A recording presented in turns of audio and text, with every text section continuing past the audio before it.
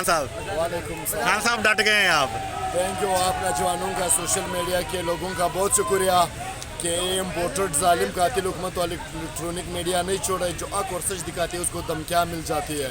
आप लोगों के जज्बे को सलाम कि आप सोशल मीडिया के ज़रिए कौम को हक और सच दिखाते हो। तो क्या कहेंगे, अभी आज एक नया इन्होंने जो है ना वो एक शोषा छोड़ा हुआ है पकड़ दकड़ का।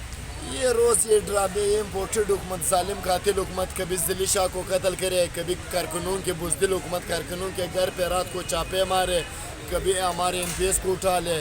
अगर ये घटिया सियासत करते कप्तान पहले इसको बंद कर देता सबको, लेकिन हम सियासत करते दिलेरी से, ईमानदारी से, सच्चे दिल से कौम की खिदमत करते हैं। हम मुनाफिकत की सियासत नहीं करते हैं। आप देखिए यहाँ पे जो बच्चे आए, बूढ़े आए, ख़वातीन आए, नौजवान आए, पूरे पाकिस्तान से कप्तान से मोहब्बत के लिए आए।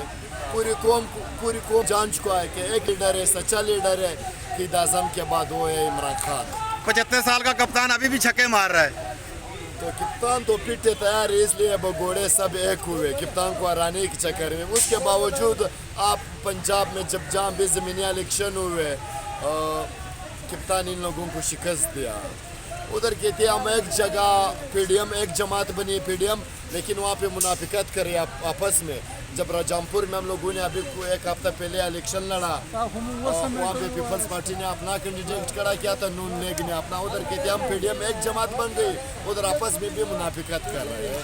ये जरदारी की सबसे बड़ी गेम थी, बड़ी साजिश थी।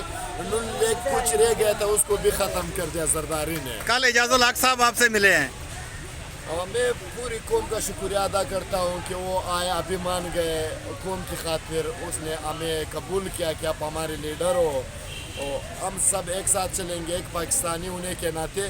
क्यों, ये इमरान खान का कोई ज़ाती जंग नहीं है, न मरियम के साथ हमारी ज़ाती दुश्मनी है, न नवाज शरीफ के साथ हमारी ज़ाती दुश्मनी है, न बिलावल के साथ, न मौलाना के साथ। हम कहते हैं खुदा को मानो, आप लोग आओ नया पाकिस्तान बनाने के लिए एक हो जाओ।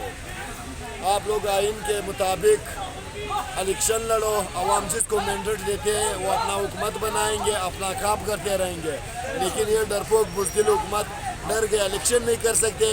कभी कहते हैं फंड्स नहीं है, कभी कहते हैं सिक्योरिटी का मसला है। जब खान साहब को कहते हैं आप अदालतों का एहतराम नहीं करते हो, पेशी पे नहीं जाते हो।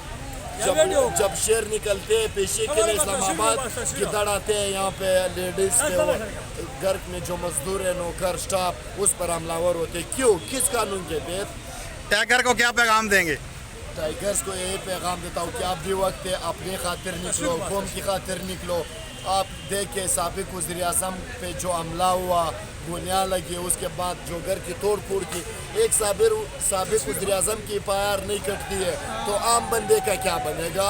आप लोग निकलो, डर के बूथ तोड़ दो, खौफ के बूथ तोड़ दो और एक हकीकी आज़ादी के लिए कप्तान के साथ शरीक हो जाओ। और पूरी पाकिस्तान में हम पाकिस्तानी कौम अल्लाह से उम्मीद करते हैं, अल्लाह के बाद इमरान खान से। बहुत शुक्रिया खान साहब कीमती टाइम का। थैंक यू जनाब।